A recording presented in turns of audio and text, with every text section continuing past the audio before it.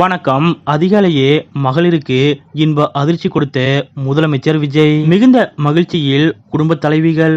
இதை பத்தின முழு விவரத்தோட இப்ப நம்ம பார்க்கலாம். தமிழகத்தில் கலைஞர் மகளிர் உரிமை திட்டத்தின் கீழ் தமிழ்நாடு அரசு தகுதி வாய்ந்த குடும்ப தலைவிகளுக்கு மாதந்தோறும் ரூபாய் 1000 உதவித்தொகையை நேரடியாக அவர்களது வங்கி கணக்கில் செலுத்தி வருகிறது. இந்த திட்டம் பெரிய அளவில் தமிழ்நாட்டு மக்களால் வரவேற்கப்பட்டு வருகிறது. இந்த நிலையில் கடந்த ஏப்ரல் மாதம் தமிழக சட்டசபை தேர்தல் நடைபெறுவதையொட்டி கடந்த பிப்ரவரி மாதத்திலேயே திமுக அரசு பிப்ரவரி, மார்ச், ஏப்ரல் என 3 மாதங்களுக்கும் சேர்த்து ரூபாய் 3000 மற்றும் கோடைத்தொகை ரூபாய் 2000 என மொத்தம் ரூபாய் 5000 தொகையை பிப்ரவரி மாதமே அவர்களது வங்கி கணக்கில் வரவைத்துவிட்டனர். இதற்கிடையே மீண்டும் திமுக ஆட்சிக்கு வந்தால் 2000 உரிமை தொகை வழங்கப்படும் என்று அறிவித்தது.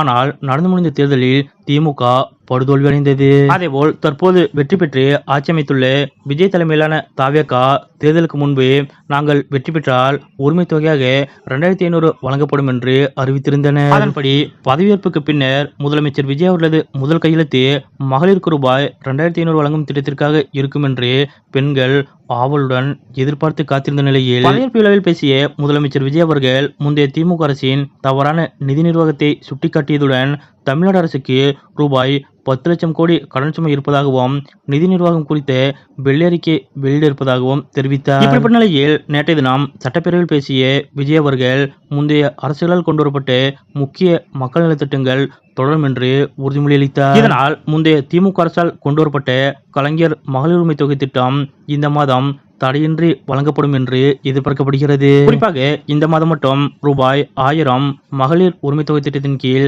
அனைத்து பெண்களுக்கும் வழங்கப்படும் என்றும் நிதி நிர்வாகம் குறித்த வெள்ளை அறிக்கை வெளியிட்ட பிறகு அடுத்த மாதத்திலிருந்து 2500 ரூபாய் தருவதற்கான திட்டங்களை முதலமைச்சர் விஜய் அவர்கள் வகுத்து வருவதாக கூறப்படுகிறது. இதனால் பெண்களும் குடும்ப தலைவிகளும் மிகுந்த மகிழ்ச்சி அடைந்துள்ளனர். முக்கியமாக தமிழ்நாட்டில் விஜய் அவர்கள் தலைமையிலான தாவேக அரசு பொறுப்பேற்ற இந்த 2-3 நாட்களிலேயே தொடர்ந்து விஜய் அவர்கள் அதிரடியான நடவடிக்கைகளில் ஈடுபட்டு வருகிறார். அந்த வகையில் தற்போது மகளிர் உரிமை தொகை திட்டத்தில் முதலமைச்சர் விஜய் அவர்கள் நல்ல முடிவெடுக்கும் பட்சத்தில் மேலும் மக்கள் மத்தியில் விஜய் அவர்களது செல்வாக்கு உயரும் என்பதில் சந்தேகமில்லை. மகளிர் உரிமை தொகை திட்டத்தை இந்த மாதத்திலிருந்தே தொடங்க முதலமைச்சர் விஜய் அவர்கள் தீவிரமாக ஆலோசித்து வருவதாக கூறப்படுவது பற்றிய உங்களுடைய கருத்துக்கள் என்ன அப்படிங்கறத மறக்காம கமெண்ட்ல குறிப்பிடுங்க.